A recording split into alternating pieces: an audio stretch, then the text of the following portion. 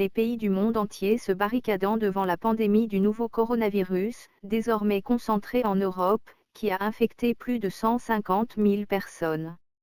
Aucun individu sur la planète ne semble à l'abri. Devant la progression de la pandémie, le monde se barricade toujours plus. Madrid a pris des mesures particulièrement radicales avec une quarantaine quasi totale imposée aux Espagnols et décrété l'état d'alerte pour 15 jours. L'Espagne est le deuxième pays le plus touché d'Europe avec 5 753 cas dont plus de 1500 depuis vendredi soir et quatrième pays au monde en nombre de décès avec 183 morts. Comme Milan ou Rome, Madrid est devenue samedi une cité fantôme. La France, où 830 nouvelles contaminations et 12 décès ont été comptabilisés en 24 heures, a aussi durci ses mesures. Restaurants, bars, discothèques, cinémas, les lieux recevant du public non indispensables à la vie du pays, doivent fermer leurs portes dès minuit dans la nuit de samedi à dimanche, le Premier ministre Édouard Philippe appelant les Français à plus de discipline après avoir vu trop de gens dans les cafés, les restaurants. L'Autriche, où 602 cas ont été confirmés samedi et première destination de sport d'hiver en Europe, a annoncé la fermeture anticipée de la quasi-totalité de ses stations de ski. C'est aussi le cas en Suisse, où 1355 personnes ont été infectées et 11 sont mortes. Critiqué pour sa lenteur à réagir, dans un pays qui ne comptabilise officiellement que 1140 cas dont 21 mortels, le gouvernement britannique de Boris Johnson s'apprête à interdire les rassemblements de masse. Le tournoi de tennis de Wimbledon pourrait en faire les frais. La reine Elisabeth II a donné l'exemple en annulant par précaution plusieurs engagements prévus la semaine prochaine, selon le palais de Buckingham.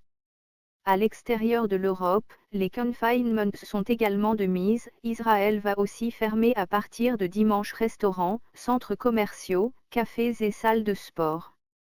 Mais la pandémie, qui a déjà contaminé plus de 150 000 personnes dans 137 pays et en a tué 5 764, progresse quasiment partout ailleurs. Un premier cas a été diagnostiqué au Rwanda, un autre en Guinée équatoriale, et les pays scandinaves recensent 3 décès.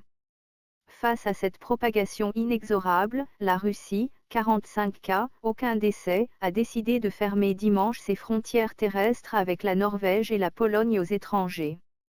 Le Danemark, la Lituanie ont fermé leurs frontières tandis que d'autres pays adoptent des restrictions d'accès quasi total comme en Lettonie et en Estonie.